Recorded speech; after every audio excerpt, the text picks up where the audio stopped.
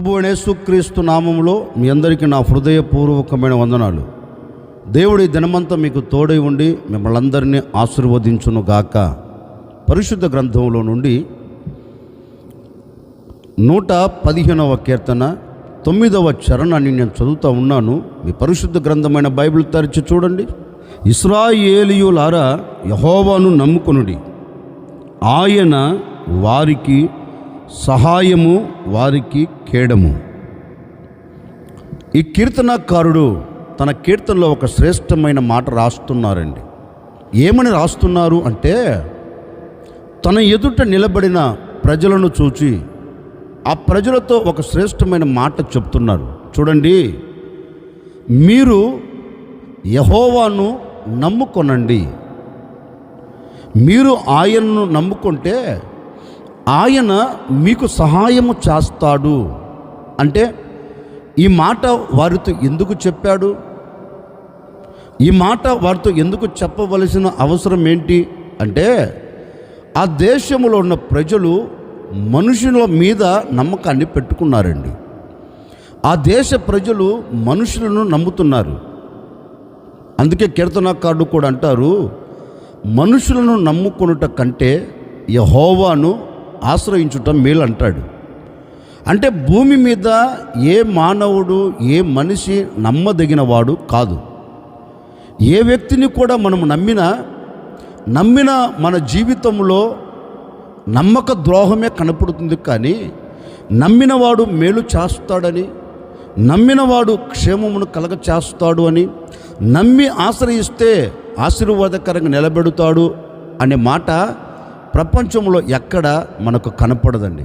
నమ్మినవాడు మోసం చేస్తాడు, ఆశ్రయించినవాడు అవమానపరుస్తాడు. ఒకవేళ సహాయం కొరకు కరములు చాపితే సహాయము చేయవలసిన వాడు సహాయము చేయక మౌని అయి నిలిచి ఉంటాడండి.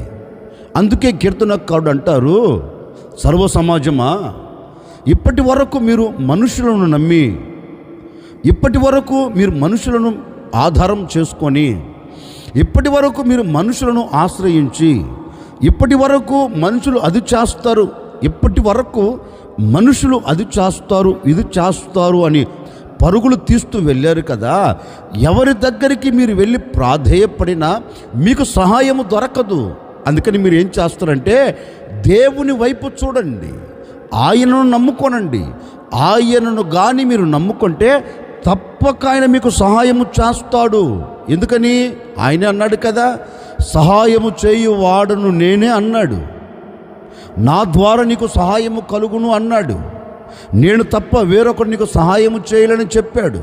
మరి ఆయనను సహాయం కొరకు నీవు ఆయన ఆశ్రయిస్తే తప్పక ఆయనకు సహాయం చేస్తాడు అని ఆ ప్రజలతో కీర్తనకారుడు చెప్పినట్లుగా, ఒక సేవకుడిగా నేను కూడా మీతో ఈ ఉదయకాల సమయంలో చెప్పాలి అనుకున్న నా దేవుని మాట ఏంటంటే, బహుశా ఇప్పటి వరకు ఎవరిని నమ్ముకున్నావో, నమ్ముకున్న వారే నిన్ను అమ్ముకున్నారో, నమ్ముకున్న వారే నిన్ను మోసం చేస్తూ వచ్చారో నాకు తెలియదండి.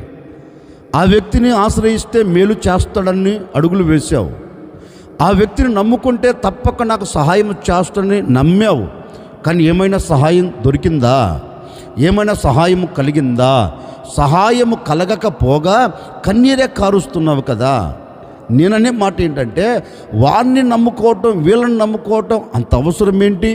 నిన్ను సృష్టించిన వాడు ఉన్నాడు కదా, నీ బాగోగులు చూడగలిగిన దేవుడు ఉన్నాడు కదా, నీ కష్టకాలంలో తోడు ఉండగలిగిన దేవుడు ఉన్నాడు కదా, నీ ఇబ్బందుల మధ్యలో నేను ఉన్నాను నిన్ను వెన్ను తట్టగలిగిన దేవుడు ఉన్నాడు కదా. మరి ఆయనను నమ్ముకో, ఆయన మీద నీవు ఆధారపడు, ఆయనను నువ్వు ఆశ్రయించు. ఆయన మీద నీవు ఆధారపడితే, ఆయనను నువ్వు నమ్ముకోగలిగితే ఎక్కడ ఒమ్మిపాలు కావు.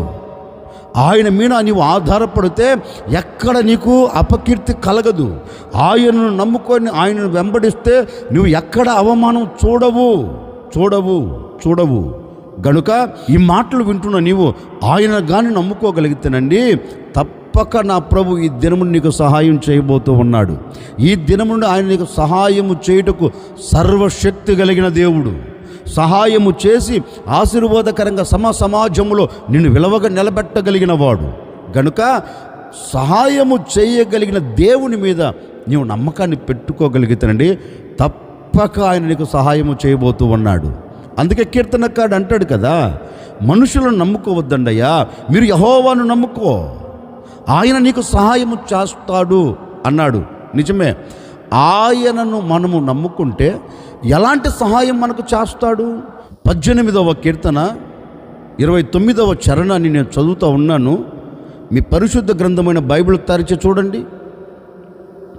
నీ సహాయము వలన నేను సైన్యమును జయింతును, నా దేవుని సహాయము వలన ప్రాకారమును దాటుదును.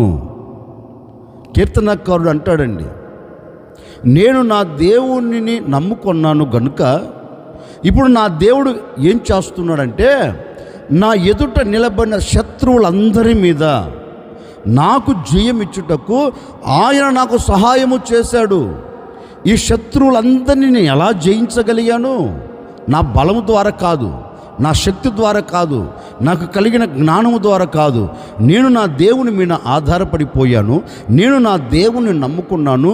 నమ్ముకున్న నా దేవుడు ఏం చేశాడంటే నాకు జయమిచ్చాడు. వీరిని జయించగలిగాను అంటే, వీరి మీద జయమును చూడగలిగానంటే కారణం ఒక్కటే, నా దేవుడు నా ప్రక్క నిలిచి నాకు సహాయము చేస్తూ వచ్చాడు. ఈ ప్రాకారం ఎలా దాటగలిగాను? దాటలేననుకున్నాను, జయించలేననుకున్నాను. ఈ శత్రువులను చూచి అలజడి కలిగింది, ఈ ప్రాకారాలను చూచి గొప్పగా కోల్చబడ్డాను. కానీ నా దేవుడు నాతో చెప్పాడు, భయపడకు, ఎందుకు అధైర్యపరచబడుతున్నావు? నిశ్చయముగా నీ ఎదుట నిలబడిన ప్రాకారాలను దాటించుటకు నేను సహాయం చేయబోతూ ఉన్నాను. నీ ఎదుట నిలబడిన శత్రువుల మీద నీకు జయమిచ్చుటకు నేను నీకు సహాయము చేయబోతూ ఉన్నాను. నీవు మనుషుల సహాయం కోరుకోలేదు కదా, నీవు మనుషుల సహాయం మీద ఆధారపడలేదు కదా, నీవు మనుషుని నమ్ముకోలేదు కదా, నిన్ను సృష్టించిన సృష్టికర్తనైన నా మీద నీవు ఆధారపడ్డావు, నన్ను నమ్ముకున్నావు, నా సహాయము కొరకు నీవు వేచి చూచావు కనుక నేను నిన్నెందుకు విడిచిపెడతాను?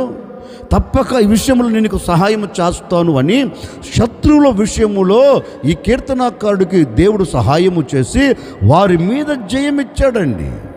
ఈ కీర్తనాకారుడు అదే అంటారు, నేను శత్రువులను జయించగలిగానంటే నా దేవుని సహాయము వలన.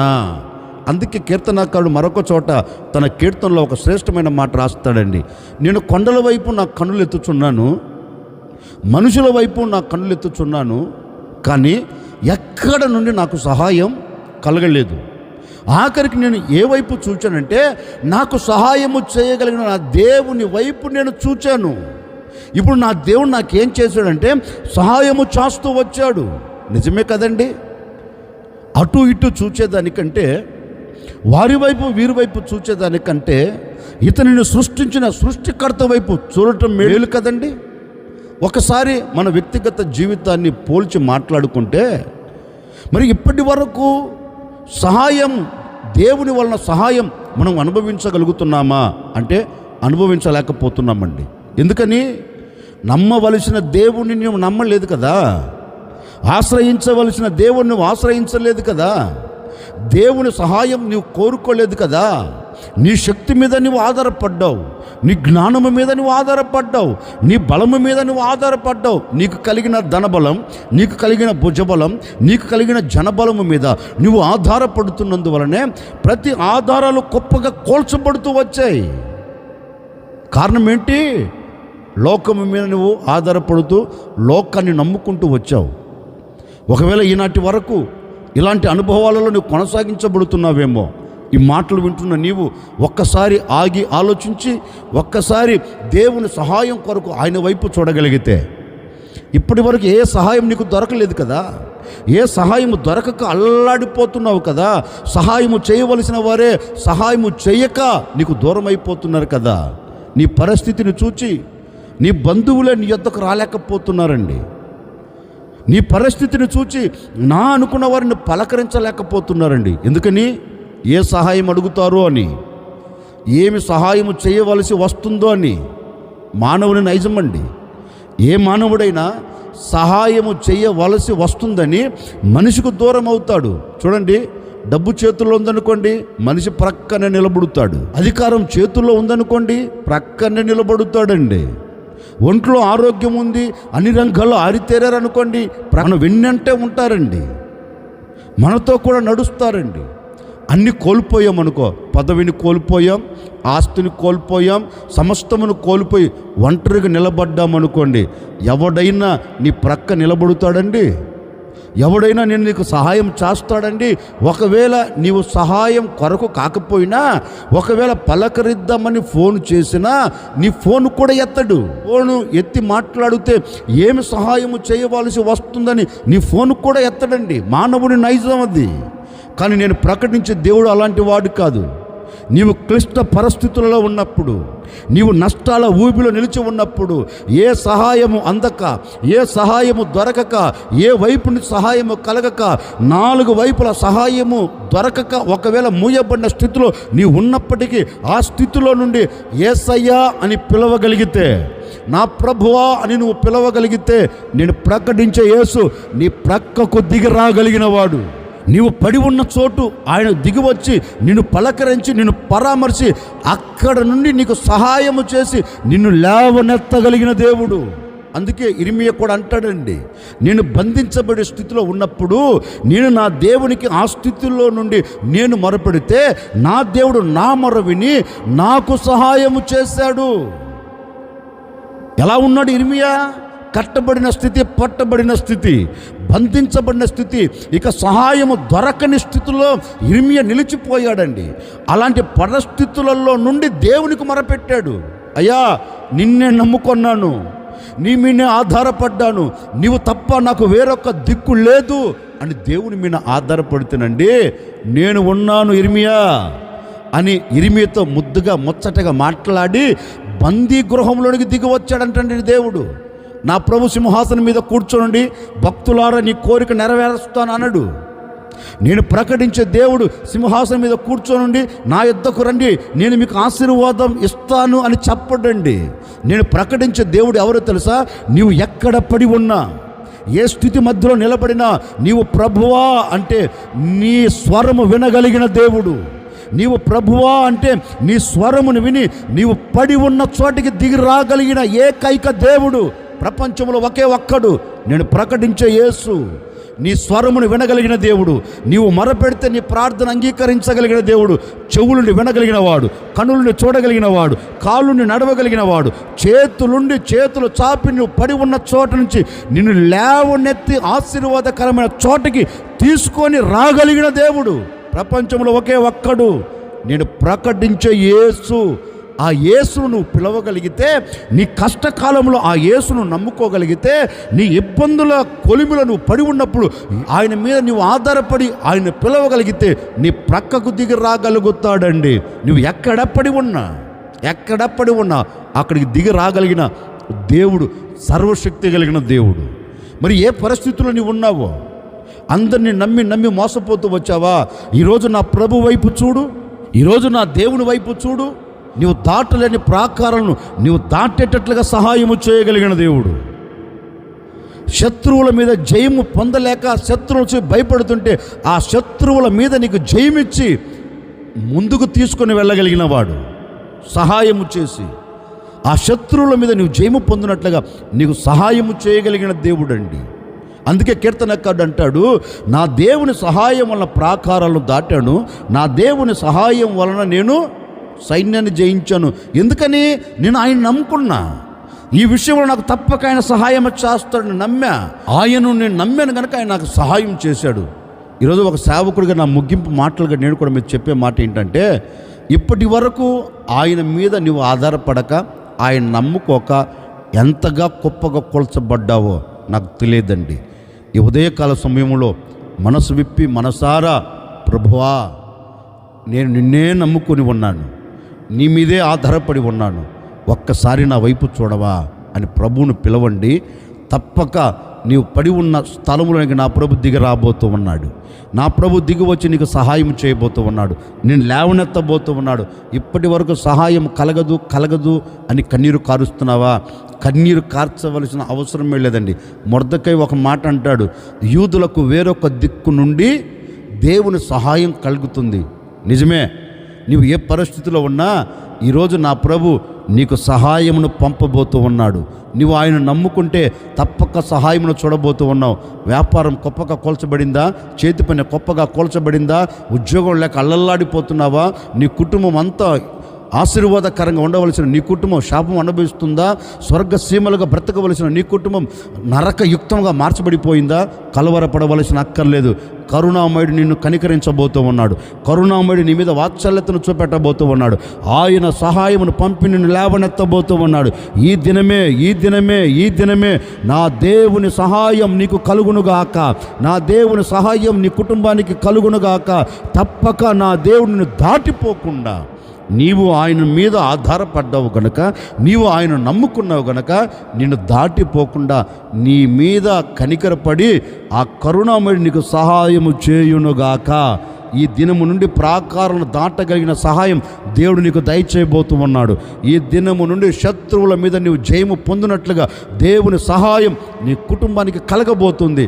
నీ కుటుంబం దేవుని సహాయముతో సాగి వెళ్ళునుగాక. ఆశ్చర్యకరుడా, మీకు స్తోత్రాలు చెల్లిస్తూ ఉన్నాను. మీరంతైనా సర్వశక్తి కలిగిన దేవుడవు తండ్రి. నిజమే, ఇశ్రాయేలీయులు మిమ్మల్ని నమ్ముకొని మీ ద్వారా సహాయమును చూచినట్లుగా మేము నిన్ను నమ్ముకుంటున్నాం. మేము నీ మీద ఆధారపడుతూ ఉన్నాం. ఈ దినం మీరు మాకు సహాయము చేయండి అయ్యా. సైన్యమును జయించగలిగిన సహాయం, ప్రాకారాలను దాటగలిగిన సహాయం, శ్రమలను దాటగలిగిన సహాయం ప్రతి కుటుంబానికి మీరు దయచేయండి. ఏ శ్రమల మధ్యలో ఉన్నారో, ఏ ఇబ్బందుల మధ్యలో ఉన్నారో, ఏ ఇక్కట్ల మధ్యలో ఉన్నారో, ఏటి మధ్యలో నలపబడుతూ సహాయము కలగక ఇప్పటి వరకు కుమిలిపోతున్నారో, ఈ మాటలు విని ఎందరైతే నిర్ణయం తీసుకున్నారో ప్రతి కుటుంబం సహాయము పొందినట్లుగా మీరు సహాయం చేయబోతున్నందుకై మీకు స్తోత్రం. ఈ దినమున ప్రతి కుటుంబానికి సహాయం కలుగునుగాక, ప్రతి వ్యక్తికి సహాయము కలుగునుగాక. సహాయము చేత ప్రాకారాలు దాటుదురుగాక, సహాయము చేత సైన్యం మీద జయము పొందుదురుగాక. అలాంటి కృప ఈ బిడ్డలకు మీరు దయచేయమని యేసు నామములు అడిగి వేడుకొనుచున్నాము తండ్రి, ఆమెన్. ఈ దినమంతా నా ప్రభు మీకు సహాయము చేసి సైన్యమును దాటగలిగిన శక్తి, ప్రాకారాలను దాటగలిగిన బలము నా దేవుడు మీకు దయచేయునుగాక.